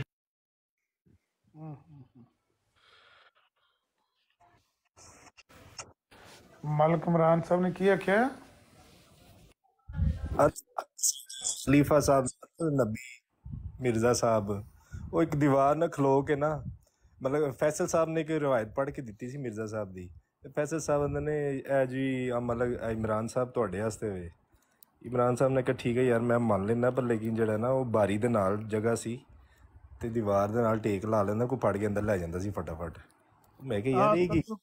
ਕਾਜ਼ੀ ਯਾਰ ਉਹਦਾ ਨਾਂ ਸੀ ਤੇ ਉਹਨੂੰ ਨਾ ਕੋਈ ਜ਼ਿਹਨੀ ਮਸਲਾ ਸੀ ਸ਼ਾਇਦ, ਤੇ ਉਹ ਇਹਨਾਂ ਦੇ ਮਿਰਜ਼ਾ ਸਾਹਿਬ ਖਲੋਂਦੇ ਸੀ ਮਸਜਿਦ ਵਿੱਚ ਤੇ ਉਹ ਪਿੱਛੋਂ ਆਉਂਦਾ ਸੀ ਸਫਾਂ ਟੱਪ ਕੇ ਤੇ ਆ ਕੇ ਮਿਰਜ਼ਾ ਸਾਹਿਬ ਦੇ ਜਿਸਮ ਉੱਤੇ ਨਾਮਨਾਸਬ ਤਰੀਕੇ ਨਾਲ ਹੱਥ ਫੇਰਦਾ ਸੀ। ਤੇ ਫਿਰ ਇਹਨਾਂ ਦੇ ਮਿਰਜ਼ਾ ਸਾਹਿਬ ਜਿਹੜੇ ਨੇ ਇੱਕ ਛੋਟੀ ਜਿਹੀ ਨਾ ਕੋਠੜੀ ਨੁਮਾ ਦੇ ਅੰਦਰ ਹੀ ਨਾ ਕਮਰਾ ਇੱਕ ਬਣਿਆ ਹੁੰਦਾ ਸੀ, ਉਹ ਜਿਸ ਤਰ੍ਹਾਂ ਜਿੰਨਾ ਕੋਈ ਮਹਿਰਾਬ ਹੁੰਦਾ ਨਾ ਮੈਂਬਰ ਦੇ ਨਾਲ ਮਸਜਿਦ ਦਾ ਮਹਿਰਾਬ, ਇੰਨਾ ਕੋਈ ਛੋਟੀ ਜਿਹੀ ਕੋਠੜੀ ਬਣੀ ਸੀ। ਕਹਿੰਦਾ ਫਿਰ ਮਿਰਜ਼ਾ ਸਾਹਿਬ ਉਹਦੇ ਵਿੱਚ ਖਲੋ ਕੇ ਨਮਾਜ਼ ਪੜ੍ਹਦੇ ਸੀ। ਕਾਜ਼ੀ ਯਾਰ ਤੋਂ ਡਰਦੇ ਹਾਂ ਕਿ ਕਾਜ਼ੀ ਯਾਰ ਜਿਹੜਾ ਉਹ ਸਫਾਂ 'ਚ ਖਲੋ ਕੇ ਮਿਰਜ਼ਾ ਸਾਹਿਬ ਨੂੰ ਨਮਾਜ਼ ਪੜ੍ਹਨ ਨਹੀਂ ਸੀ ਦਿੰਦਾ। ਉਹ ਆ ਕੇ ਤੇ ਇਹਨਾਂ ਦੇ ਜਿਸਮ 'ਤੇ ਹੱਥ ਫੇਰਦਾ ਸੀ ਨਾਮਨਾਸਬ ਤਰੀਕੇ ਨਾਲ। ਇਹ ਰਵਾਇਤ ਸ਼ਾਇਦ ਪੜ੍ਹੀ ਹੋਏਗੀ ਫੈਸਲਾ।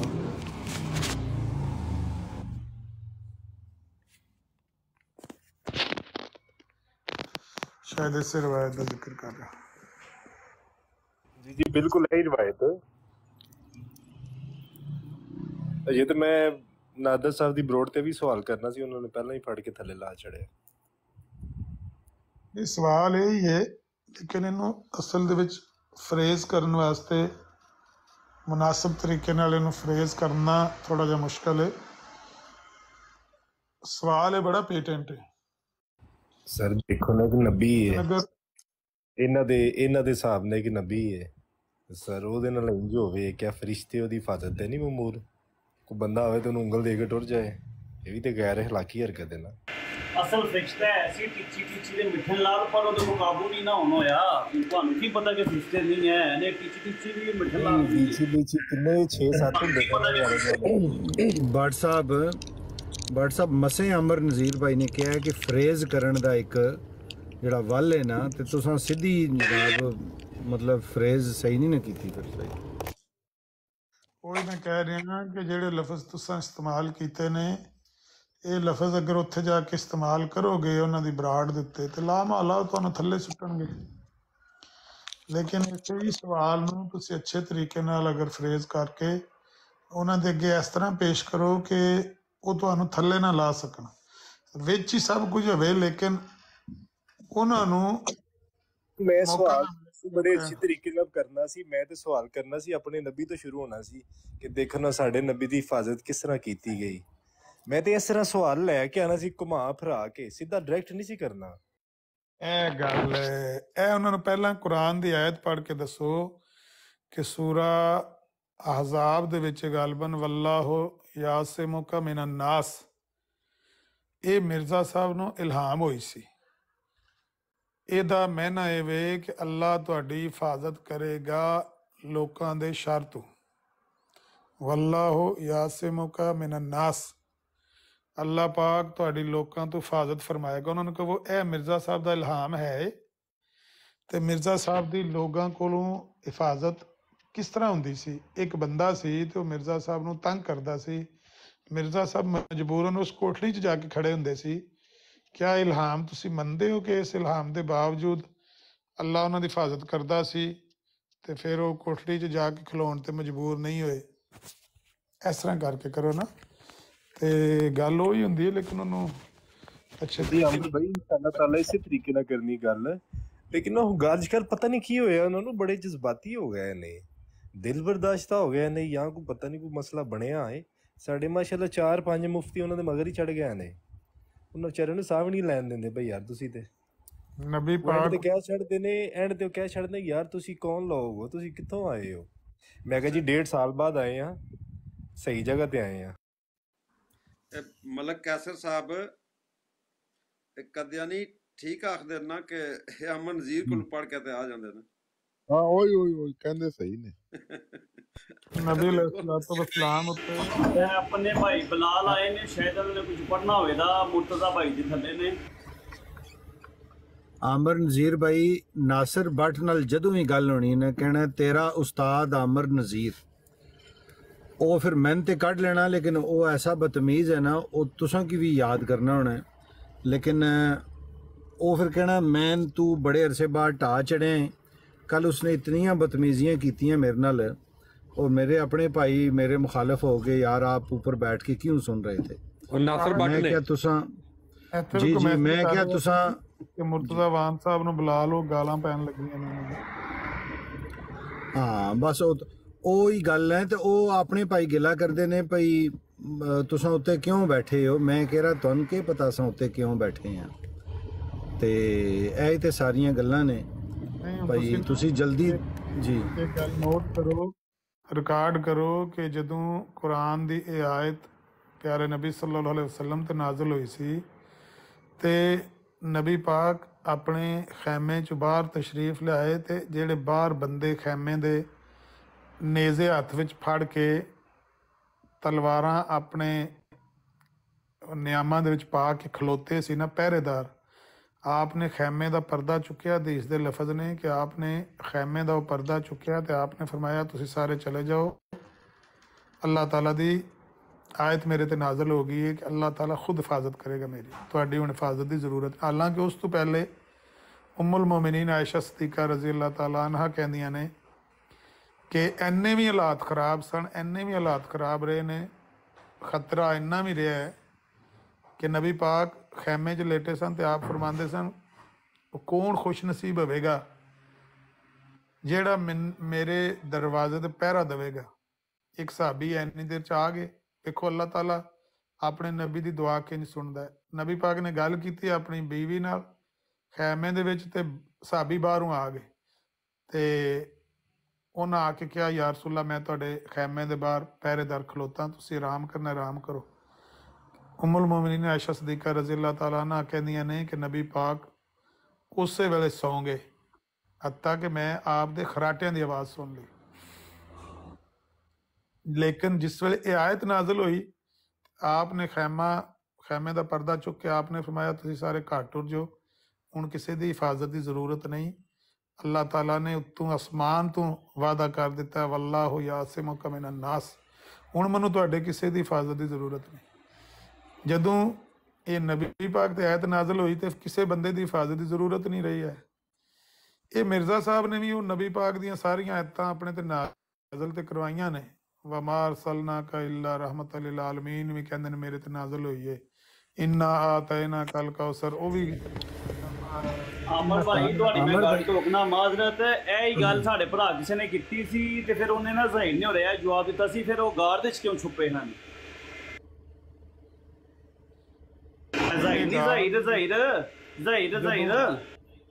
ਜਦੋਂ ਗਾਰ ਚਲੋ ਠੀਕ ਹੈ, ਇੱਕ ਇਹਦਾ ਵੀ ਨਹੀਂ, ਇਹਦਾ ਵੀ ਜਵਾਬ ਹੋ ਜਾਂਦੇ ਹੋ। ਜਦੋਂ ਨਬੀ अलैहिस्सलातु वस्सलाम सैयदना सिद्दीक़ अकबर रज़ी अल्लाह ताला ਨਾਲ ਗਾਰੇ ਸੌਰ ਵਿੱਚ ਸਨ, ਤਾਂ ਵੀ ਕੁਰਾਨ ਦੇ ਵਿੱਚ ਸੂਰਾ ਤੋਬਾ ਦੇ ਵਿੱਚ ਆਇਤਾਂ ਖੋਲ ਕੇ ਵੇਖ ਲਓ, ਨਬੀ अलैहिस्सलाम ਨੇ ਅਬੂ ਬਕਰ ਸਦੀਕ ਨੂੰ ਤਸੱਲੀ ਦਿੱਤੀ ਹੈ। ਇਹ ਆਇਤ ਨੰਬਰ 40 ਜਿਹੜੀ ਸੂਰਾ ਮੈਂ ਲਾਈ ਸੀ ਨਾ, ਉਹੀ ਵਾਲੀ ਆਇਤ ਨੇ, ਸੂਰਾ ਤੋਬਾ ਦੀ ਆਇਤ 40। ਕਰ ਅਬੂ ਬਕਰ ਕੰਮ ਨਾ ਕਰ, ਅੱਲਾ ਸਾਡੇ ਨਾਲ ਹੈ। ਸਕੀਨਤ ਉਤਾਰੀ ਇਸ ਅੱਲਾਹ ਤਾਲਾ ਨੇ। ਹਾਂਜੀ, ਜਦੋਂ ਮੁਖਾਲਫ ਦਰਵਾਜ਼ੇ ਦੇ ਬਾਹਰ ਆ ਕੇ ਖਲੋਤੇ ਸਨ, ਨੇਜ਼ੇ ਲੈ ਕੇ, ਤਲਵਾਰਾਂ ਲੈ ਕੇ, ਬਰਛੀਆਂ ਲੈ ਕੇ, ਅਬੂ ਬਕਰ ਸਦੀਕ ਨੂੰ ਨਬੀ ਪਾਕ ਅੰਦਰ ਕਹਿ ਰਹੇ ਸਨ, ਅਬੂ ਬਕਰ ਗਮ ਨਾ ਕਰ, ਅੱਲਾ ਸਾਡੇ ਨਾਲ ਹੈ। ਉਸ ਵੇਲੇ ਵੀ ਨਬੀ में क्या ख्याल है जिसके दोनों के साथ सानी इसनैन। आमिर भाई एक और अर्ज है, गल भुल ना जाए कि जिस वेले मिर्जा साहब अपने बारे च फिट करते ने हिफाजत वाली गल, ते हज ते कहंदे ने तां नहीं गए ना, जान दा बड़ा खतरा सी। ਅੱਜ ਤੇ ਖਤਰਾ ਜੈਨੂਨ ਹੋਵੇਗਾ। ਹਾਜੀ ਤੇ ਕਾਹਦਾ ਖਤਰਾ ਸੀ? ਖਤਰਾ ਤਾਂ ਉਹਨਾਂ ਮਸਜਿਦ ਹੀ ਸੀ ਜਿੱਥੇ ਨਮਾਜ਼ ਨਹੀਂ ਸੀ ਖਤਰਾ ਤੇ ਫਿਲਹਾਲ ਤੇ ਕਾਜ਼ੀ ਯਾਰ ਤੂੰ ਜਿਹੜਾ ਖਤਰਾ ਉਹਦੀ ਵੀ ਗੱਲ ਕਰਨੇ ਆ, ਤੁਸੀਂ ਹੱਜ ਵਾਲੇ ਖਤਰੇ ਦੀ ਗੱਲ ਕਰੋ, ਉਹ ਤੇ ਜੈਨੂਨ ਖਤਰਾ ਹੈ ਨਾ। ਦੋਏ ਵਿੱਚ ਗੱਲਾਂ ਜੋੜੋ ਨਾ ਭਾਈ। ਅਗਰ ਆਇਤਾਂ ਉਤਰ ਗਈਆਂ, ਨਬੀ ਕਰੀਮ ਸੱਲੱਲਾਹੁ ਅਲੈਹਿ ਵਸੱਲਮ ਨੇ ਜਿਹੜੇ ਜਾਨਿਸਾਰਾਨ ਸਨ ਉਹਨਾਂ ਨੂੰ ਕਿਹਾ ਜੀ ਤੁਸੀਂ ਆਪਣੇ ਹਟ ਜਾਓ ਇੱਥੋਂ, ਆਪਣੇ ਜਿਹੜਾ ਕਰਨਾ ਨੇ ਤੁਸੀਂ ਕਰੋ। ਤੇ ਇਹ ਕਿਹੜੇ ਟਾਈਪ ਦਾ ਬੰਦਾ ਸਣ ਕੇ ਕਹਿੰਦੇ ਨੇ ਜਨਾਬ ਕਿ ਅੱਜ ਤਾਂ ਨਹੀਂ ਕੀਤਾ, ਜਾਨ ਦਾ ਬੜਾ ਖਤਰਾ ਸੀ।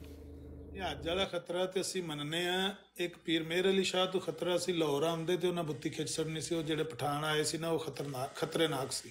ਉਹਦਾ ਇਮਰਾਨ ਖਾਨ ਕਹਿੰਦਾ ਮੈਂ ਖਤਰਨਾਕ ਹੋ ਜਾਊਂਗਾ, ਉਹ ਪਠਾਨ ਖਤਰਨਾਕ ਸੀ। ਉਹ ਖਤਰਾ ਮਿਰਜ਼ਾ ਸਾਹਿਬ ਨੂੰ ਹੈ ਸੀ ਲਾਹੌਰ, ਲੇਕਿਨ ਕਾਜ਼ੀ ਯਾਰ ਤੋਂ ਵੀ ਤੇ ਖਤਰਾ ਰਿਹਾ ਨਾ। ਮਸਲਾ ਤੇ ਕਿ ਜੇ ਚੱਲਦਾ ਪਿਆ ਨਹੀਂ ਹਜ ਜਿਹੜਾ ਸੀ ਉਹ ਇਹ ਗੋਲੜੇ ਦੇ ਰਸਤੇ ਹੁੰਦਾ ਸੀ, ਅਸਨ ਬਦਾਲ ਤੋਂ ਗੁਜ਼ਰ ਕੇ ਅੱਗੇ ਪਿਸ਼ਾਵਰ ਵਾਲੇ ਰਸਤੇ, ਇਸ ਸਾਈਡ ਤੋਂ ਅੱਜ ਤੱਕ ਮੈਂ ਕਹਿ ਰਿਹਾ ਕਿ ਪੀਰ ਮੇਰ ਅਲੀ ਸ਼ਾਹ ਨਾਲ ਇਹਨਾਂ ਦਾ ਮਨਾਜ਼ਰਾ ਤੈਅ ਹੋਇਆ ਸੀ ਨਾ। ਉਹ ਗੱਲ ਤੇ ਠੀਕ ਹੈ ਨਾ, ਨਹੀਂ ਉੱਥੇ ਉਹ ਤੇ ਪਠਾਨ ਆ ਗਏ ਨਾ ਤੇ ਉਹਨਾਂ ਨੂੰ ਖਤਰਾ ਨਜ਼ਰ ਆਇਆ ਤੇ ਨਹੀਂ ਆਏ, ਬਾਵਜੂਦ ਇਸ ਦੇ ਕਿ ਆਇਤ ਨਾਜ਼ਲ ਹੋਈ ਸੀ ਉਹਨਾਂ ਤੇ, ਵੱਲਾਹੁ ਯਾਸਿਮੁਕਾ ਮਿਨਨ ਨਾਸ, ਇਹਦੇ ਬਾਵਜੂਦ ਮਿਰਜ਼ਾ ਸਾਹਿਬ ਲਾਹੌਰ ਨਹੀਂ ਆਏ। ਲੇਕਿਨ ਪੀਰ ਮੇਰ ਅਲੀ ਸ਼ਾਹ ਦਾ ਖਤਰਾ ਹੋਵੇ ਜਾਂ ਅੱਜ ਤੇ ਜਾਣ ਦਾ ਰਸਤੇ 'ਚ ਖਤਰਾ ਹੋਵੇ ਤੇ ਕੋਈ ਅਕਲ ਚ ਆਉਂਦਾ ਹੈ। ਹੁਣ ਕਾਜ਼ੀ ਯਾਰ ਤੋਂ ਵੀ ਜਿਹੜਾ ਹਿਫਾਜ਼ਤ ਨਹੀਂ ਕਰ ਸਕਿਆ ਤੇ ਆਇਤ ਨਾਜ਼ਲ ਕਰਦਾ ਵੱਲਾਹੁ ਯਾਸਿਮੁਕਾ ਮਿਨਨ ਨਾਸ, ਉਹਦਾ ਕੀ ਕਰਨਾ ਜੇ? ਆਮਿਰ ਭਾਈ ਕਦੀ ਮਿਰਜ਼ਾ ਸਾਹਿਬ ਨੇ ਜਮਾਤ ਕਰਾਈ ਹੈ ਸਾਰੀ ਜ਼ਿੰਦਗੀ, ਜਾਂ ਖੁਤਬਾ ਦਿੱਤਾ ਹੋਵੇ ਕੋਈ ਜੁਮੇ ਦਾ ਜਾਂ ਕੋਈ ਪੈਸੇ? ਇਹ ਉਹਨਾਂ ਨੂੰ ਪੁੱਛਿਆ ਗਿਆ ਸੀ ਵੀ ਤੁਸੀਂ ਜਮਾਤ ਕਿਉਂ ਨਹੀਂ ਕਰਵਾਉਂਦੇ ਐ, ਤੇ ਉਹਨਾਂ ਨੇ ਆਖਿਆ ਸੀ ਬਈ हदीसों में आया है कि आने वाला मसीह औरों के पीछे नमाज पढ़ेगा। ਇਹ ਗੱਲ ਮੈਂ ਬੜੇ ਮਰਜ਼ਾਈਆਂ ਨੂੰ ਪੁੱਛੀ ਹੈ ਵੀ ਜੇ ਤੁਸੀਂ ਇਹ ਹਦੀਸ ਵਹਾ ਦਿਓ ਤੇ ਮੈਂ ਤੁਹਾਨੂੰ ਮੰਨ ਜਾਂ ਹਦੀਸ ਵੀ ਮੌਜੂਦ ਹੈ, ਲੇਕਿਨ ਮਰਜ਼ਾਈ ਵਹਾਉਂਦੇ ਨਹੀਂ, ਕਿਉਂਕਿ ਜੇ ਉਹ ਮਰਜ਼ਾਈ ਹਦੀਸ ਕੱਢ ਕੇ ਵਹਾਣ ਤੇ ਉਹ ਇਹਨਾਂ ਦੀ ਮੌਤ ਹੈ। आने वाला मसीह औरों के पीछे नमाज पढ़ेगा, हदीस ये वे कि आने वाला मसीह इमाम मेहंदी के पीछे नमाज पढ़ेगा। तो मिर्जा साहब आप इमाम मेहंदी बने थे, आप ही मसीह बने।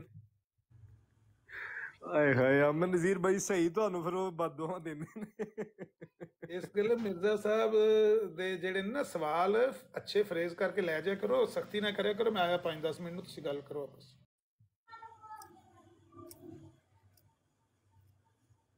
जी जुवेद भाईजान क्या हाल है, ठीक हो?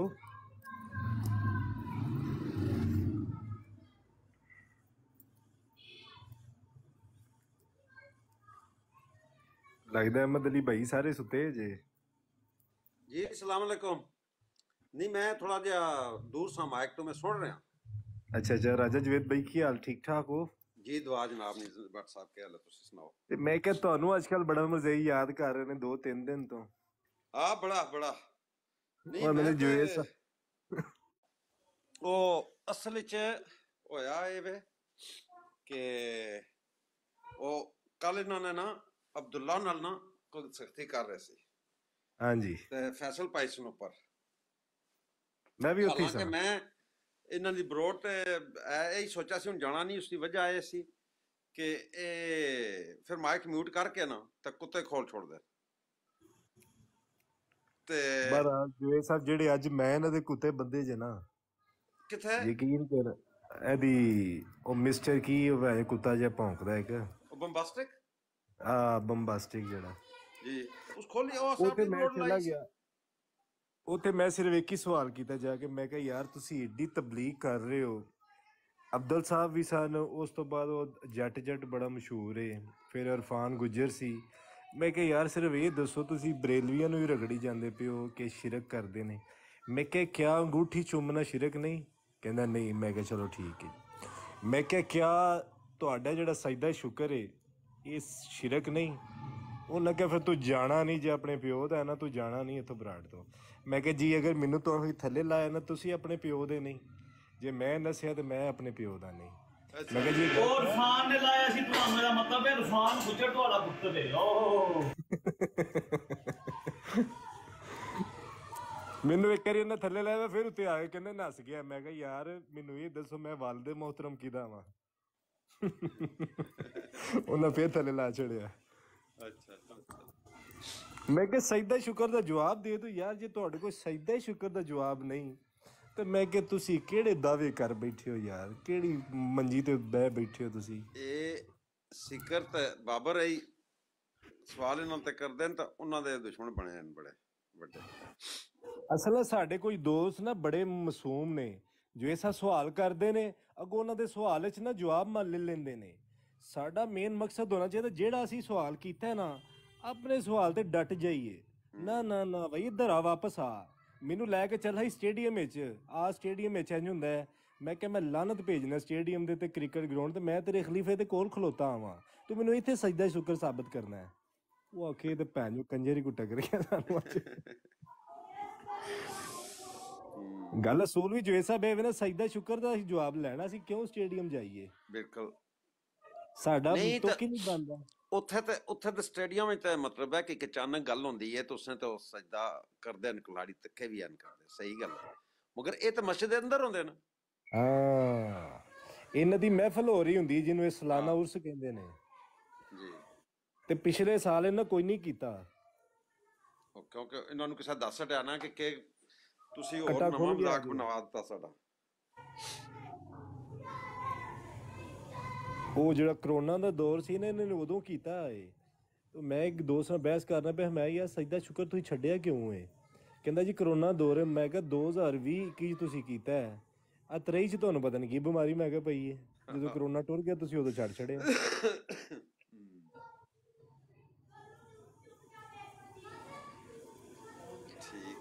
ਇਹਨਾਂ ਦੀ ਸਾਰੀ ਜਿੰਨਾ ਦੀਨ ਜੋ ਵੀ ਆਪਣਾ ਬਣਾ ਕੇ ਬੈਠੇ ਨਾ, ਯਕੀਨ ਕਰੋ ਰੱਬੇ ਕਾਬਾ ਦੀ ਕਸਮ ਇਹ ਸਭ ਝੂਠ ਹੈ। ਇੱਕ ਝੂਠ ਨੂੰ ਛੁਪਾਉਣ ਵਾਸਤੇ ਜਵੇਦ ਸਾਹਿਬ ਇਹ 10 ਝੂਠ ਬੋਲਦੇ ਨੇ। ਔਰ ਕਿਸੇ ਬਰੋਡ ਦਾ ਤੁਹਾਨੂੰ ਫੇਅਰ ਚਾਂਸ ਨਹੀਂ ਦਿੰਦੇ ਗੱਲ ਕਰਨ ਦਾ। ਨਾ ਨਾ ਨਾ ਨਾ ਸਵਾਲ ਹੀ ਨਹੀਂ ਪੈਦਾ ਹੁੰਦਾ ਜੀ। ਤੁਸੀਂ ਕਹਿ ਦਿਓ ਨਾ ਅੰਬਰ ਨਜ਼ੀਰ ਭਾਈ ਦੀ ਬਰਾੜ ਤੇ ਮੈਂ ਬਹਿਨਾ ਵਾਂ, ਮੈਂ ਨਾ ਤੁਹਾਨੂੰ ਇੱਕ ਸਕਿੰਟ ਨਹੀਂ ਖਲੋਣ ਦੇਣਗੇ। ਤੇ ਨਾਲ ਹੀ ਗਾਲਾਂ। ਉਹ ਇੱਕ ਕਸ਼ਮੀਰੀ ਹੈ, ਪਤਾ ਨਹੀਂ ਕੀ ਉਹਦਾ ਨਾਂ ਹੈ, ਬਦਤਮੀਜ਼ ਜਿਹਾ ਅਦੀਲ ਦੀ ਬਰਾੜ ਤੇ ਬਹਿੰਦਾ ਹੈ। ਵੱਡਾ ਜੇ ਨੱਕ ਦੀ ਲਾਈ ਇਸ ਤਸਵੀਰ। ਓਏ ਓਏ ਓਏ ਉਹ ਕੱਲ ਮੈਨੂੰ ਬਸ ਉਹੀ ਉਹ ਤੋਬਾ ਤੋਬਾ ਅੰਬਰ ਨਜ਼ੀਰ ਦਾ ਨਾਂ ਸੁਣ ਕੇ ਪਤਾ ਨਹੀਂ ਉਹਨੂੰ ਕਿਹੜਾ ਗਸ਼ ਪੈਂਦਾ ਹੈ। ਮੇਰੇ ਮੂੰਹ ਨਿਕਲ ਗਿਆ, ਮੈਂ ਕਿਹਾ ਜੀ ਕੱਲ ਅੰਬਰ ਨਜ਼ੀਰ ਭਾਈ ਦੀ ਬਰਾੜ ਤੇ ਬੈਠਿਆਂ ਗੱਲਾਂ ਹੋਈਆਂ ਬੜੀਆਂ ਅੱਛੀਆਂ ਸਨ। ਕਹਿੰਦਾ ਤੇਰੇ ਫਲਾਣਿਆਂ ਉਹ ਢੀਂਗੜਿਆਂ ਤੇਰੀ ਮੈਂ ਤੇਰੀ। ਮੈਂ ਕਿਹਾ ਇਹਨੂੰ ਮੈਂ ਕੀ ਕਹਿ ਬੈਠਾ, ਇਹਦੇ ਕਿਹੜੇ ਸੁੱਚ ਤੇ ਪੈਰ ਰੱਖ ਬੈਠਾ।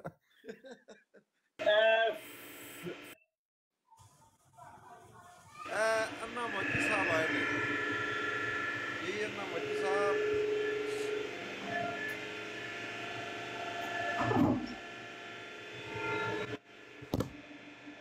ਵਧੀਆ ਮੋਦੀ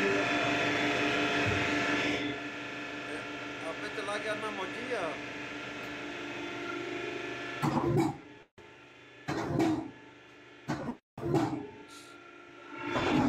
ਮਤਲਬ कैसे साहब सुनाओ कि नवी ताज़ी किसी अली भाई शोर आ रहा है अमन साहब जी। ਉਹ ਦੱਸ ਰਿਹਾ ਕਰੋ, ਮੈਨੂੰ ਵੀ ਨਹੀਂ ਸੀ ਪਤਾ। अच्छा जी मलक कैसर साहब सुनाओ कोई गप जनाब। बस राती तलत मलक साहब दी बराड़ ते बड़ा झगड़ा होया। किस किस दा?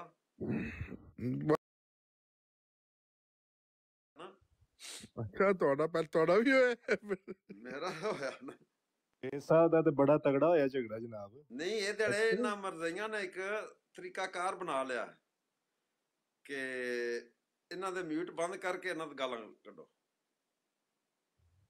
ਉਹ ਝਗੜਾ ਕੱਲ ਬੜੀ ਸਮਝਾ ਕੇ ਦੋਵਾਂ ਪਾਰਟੀਆਂ ਨੂੰ, ਲੇਕਿਨ ਬੜੀ ਗਾਲਮ ਗਲੋਚ ਹੋਈ। ਕੌਣ ਸੀ ਵਾਸਤੇ?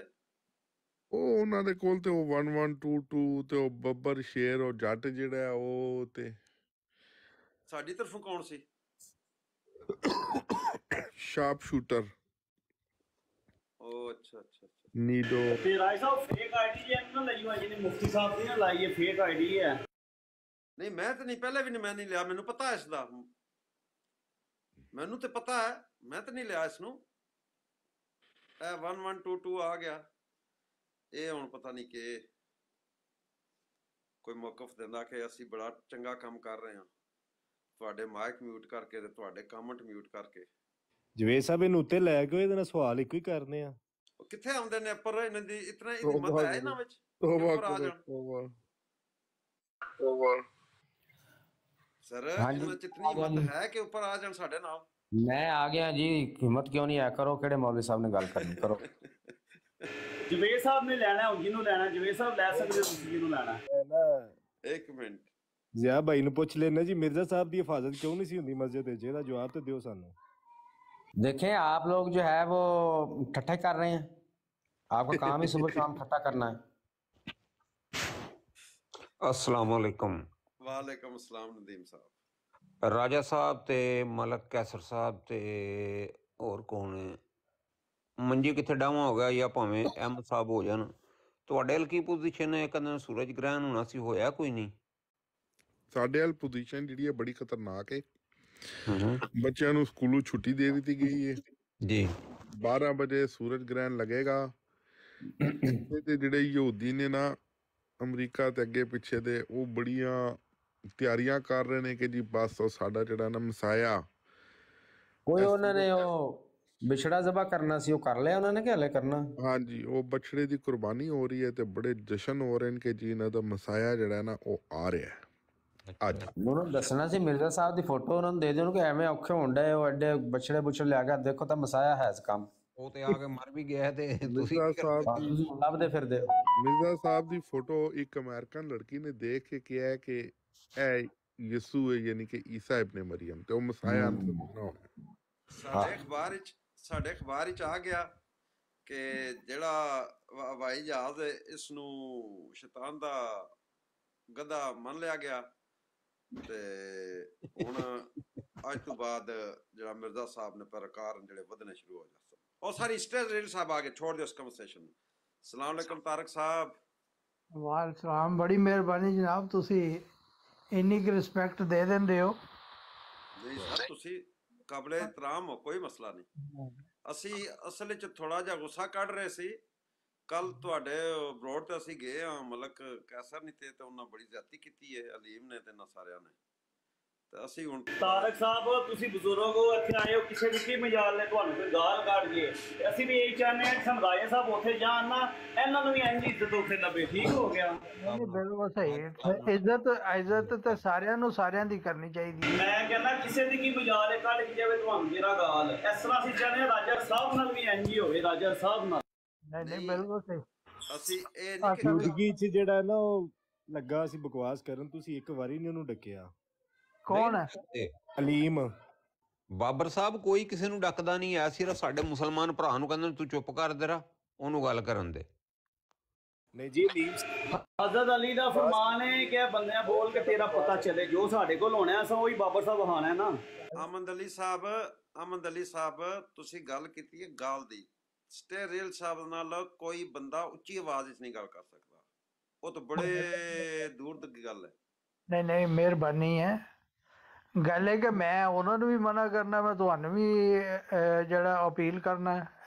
ਆਪਣਾ ਆਮਰ ਸਾਹਿਬ ਨਾਲ ਵੀ ਕੱਲ ਕਾਫੀ ਲੰਬੀ ਗੱਲ ਹੋਈ ਹੈ, ਬਲਕਿ ਮੈਂ ਤੇ ਐਪਰੀਸ਼ੀਏਟ ਕਰਨਾ ਸਭ ਤੋਂ ਪਹਿਲੇ ਆਮਰ ਸਾਹਿਬ ਨੇ ਉੱਥੋਂ ਆਪਣੇ ਇਤਕਾਫ ਦੇ ਵਿੱਚੋਂ ਆਏ ਨੇ, ਜਾਂ ਮੈਨੂੰ ਨਹੀਂ ਪਤਾ ਇਹਨੇ ਇਤਕਾਫ 'ਤੇ ਬੈਠੇ ਵੀ ਸੀ ਕਿ ਨਹੀਂ, ਮੈਂ ਵੀ ਉਹ ਆਪਣੇ ਹੁਸਨੇ ਜ਼ਨ 'ਤੇ ਬੋਲ ਜਾਵਾਂ, ਲੇਕਿਨ ਇਹਨਾਂ ਨੇ ਆ ਕੇ ਪਹਿਲੇ ਕਿਹਾ ਕਿ ਜੋ ਮਾਹੌਲ ਬਣ ਗਿਆ ਮੇਰੇ ਇਸ ਅਬਸੈਂਸ 'ਚ ਇਹਨੂੰ ਖ਼ਤਮ ਹੋਣਾ ਚਾਹੀਦਾ, ਤੇ ਇਹਦੇ ਵਾਸਤੇ ਕੀ ਕੋਸ਼ਿਸ਼ ਹੋਣੀ ਚਾਹੀਦੀ ਕੀ ਨਹੀਂ। ਜੋ ਸਾਡੇ ਅੰਦਰ ਅਸੀਂ ਤੇ ਆਪਣੇ ਆਪ ਨੂੰ ਕਮਜ਼ੋਰ ਸਮਝਦੇ ਹਾਂ, ਇਸਦਾ ਇੰਨਾ ਕੋਈ ਅਸਰ ਰਸੂਖ ਵੀ ਨਹੀਂ, ਲੇਕਿਨ ਉਹਦੇ ਮੁਤਾਬਕ ਗੱਲ ਕਰ ਛੱਡੀ ਦੀ ਹੈ ਕਿ ਨਹੀਂ ਬਈ ਇਸ ਤਰ੍ਹਾਂ ਨਹੀਂ, ਤੇ ਜੇ ਨਾ ਅੱਗੇ ਬਸ ਜਾਏ ਤਾਂ ਫਿਰ ਉਤਰ ਵੀ ਜਾਈਦਾ ਉਸ ਬਰਾੜ ਤੋਂ, ਭਾਵੇਂ ਉਹ ਅਹਿਮਦੀਆਂ ਦੇ ਹੋਏ ਜਾਂ ਨਾਨ ਅਹਿਮਦੀਆਂ ਦੇ ਹੋਏ, ਫਿਰ ਉੱਥੋਂ ਉਂਝ ਹੀ ਉਤਰ ਜਾਈਦਾ ਵੀ ਨਹੀਂ, ਬਿਹਤਰ ਕਿ ਲੱਗੇ ਰਹੋ।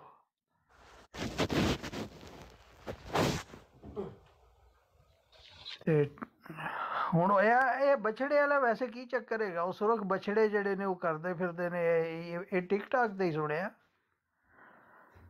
ਤੇ ਉਹਨੂੰ ਜ਼ਿਬਾ ਕਰਨਾ ਤੇ ਮਸਾਇਆ ਹੈ ਇਸ ਕੰਮ।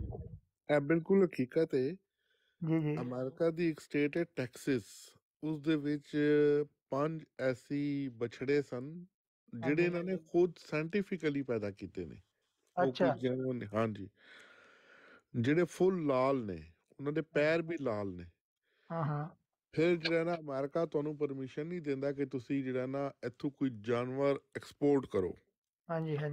ਉਸ ਵਾਸਤੇ ਫਿਰ ਇਹਨਾਂ ਨੇ ਸਪੈਸ਼ਲ ਪਰਮਿਸ਼ਨ ਲੈ ਕੇ ਤੇ ਉਹ ਇੱਕ ਜਹਾਜ਼ ਮੰਗਾਇਆ ਬਾਈ ਏਅਰ। ਉਸ ਤੇ ਉਹ 5 ਜਿਹੜੇ ਨੇ ਬਛੜੇ ਗਾਈਆਂ ਉਹ ਲੈ ਕੇ ਗਏ ਨੇ ਇਜ਼ਰਾਈਲ।